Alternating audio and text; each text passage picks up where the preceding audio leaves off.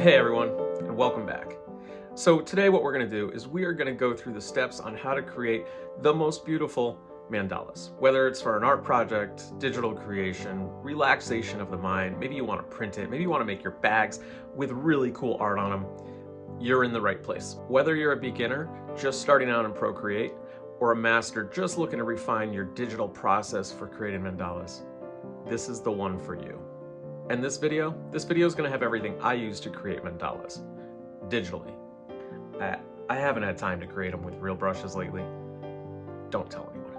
So we're going to go through easy step-by-step instructions on creating your canvas, tips on creating the most beautiful mandala, and something that's going to help you just create a piece that's going to stand out with the best colors and the best use of negative space. So grab your iPad, fire up Procreate, and let's dive into creating the most beautiful mandala. And while you're here, just like everyone else on YouTube says, because it does actually help, subscribe, follow along, hit the bell, do all the things.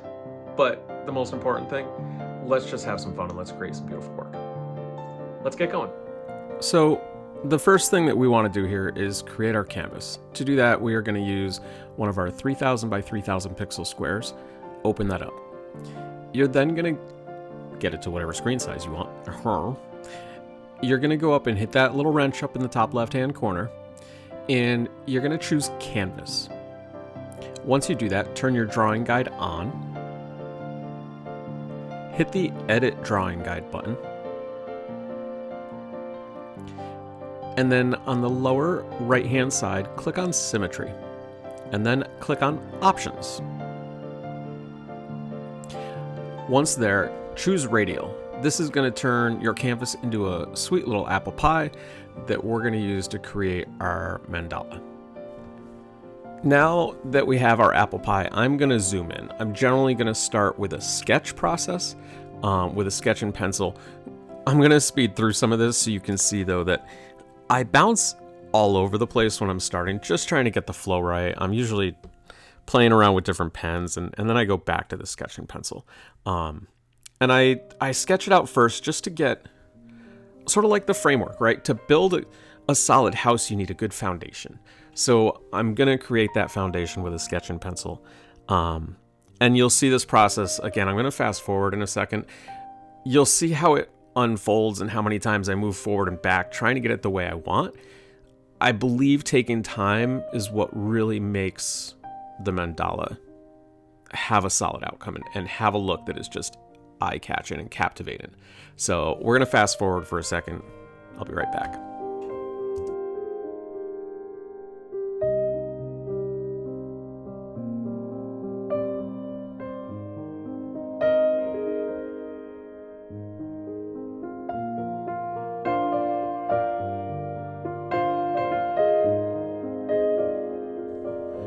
So now that we're back and we're making some progress here, one of the biggest tips I have for creating a mandala is actually leaving negative space and not using the same kinds of patterns over and over again. So for instance, don't continue to use rounded, don't continue to use points. Here you'll see I add some drop shapes, petal shapes, or whatever you want to call those out, but then add on to that, right? Create each little piece of your mandala as if it's its own puzzle, and with that it'll grow into something much bigger. Every once in a while I will zoom out so I can get a bigger perspective on what's going on, but I really like to look at not the whole mandala, but instead one pie piece, right? Create one beautiful pie piece and the entire thing will end up looking magical. Because all you have to do is create a slice of beauty and the rest of life falls together. So don't be afraid to play around. That is one of the best things about Procreate, is that we're able to screw up and then unscrew up and then screw up again and create that cycle. But as you move forward, it will start to come together in a way that you probably didn't even realize. But again, for me, it's about creating that one pie piece and then having the rest fall in. So I'm going to fast forward through the rest of this sketch, and then we'll get to the real good stuff.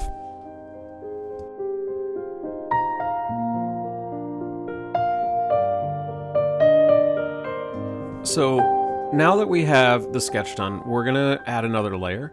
We're gonna turn the opacity on that sketch layer way down, because now we're gonna come in and we are gonna hit it with a pen. Now, I like going to the inking brushes and using the studio pen. It is probably my favorite for doing most line detail work, especially when it comes to mandalas.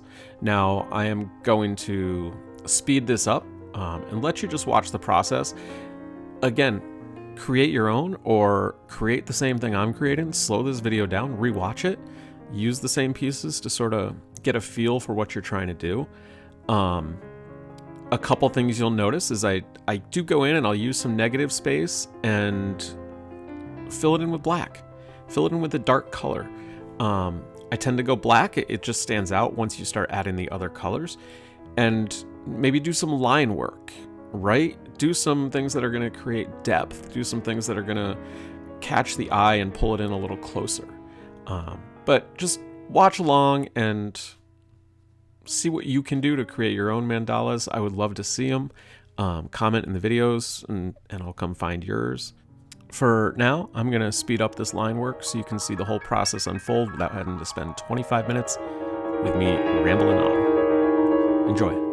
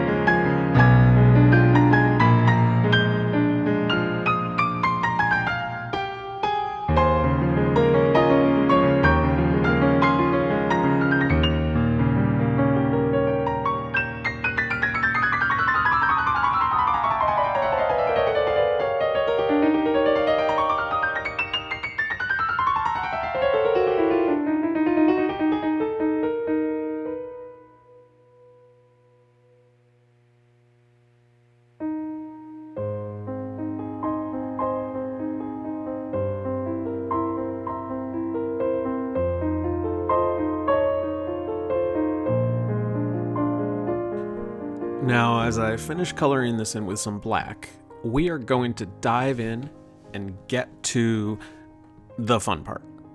Add in some color, choosing the direction we want to go with this. Now, I will always make a duplicate because I keep the black and white ones and I offer them as free downloads that people can use to color or do whatever they want with. So now that we have a duplicate, we are going to start coming in and we are going to start adding color just by dropping colors. It's a super fun and simple process. And in doing that, I tend to use color palettes and start with lighter shades into darker shades, and also mixing color palettes. I don't want, for instance, with this piece, I don't want just pinks and peaches running the whole thing. So I'm going to add some complementary colors in there and really work the color wheel a little, but also do my own thing because it's your piece of art, right? So when you're having color fun, just do what you want to do. You can always go back and mix it up. And now let's just watch this whole process unfold again through a time lapse.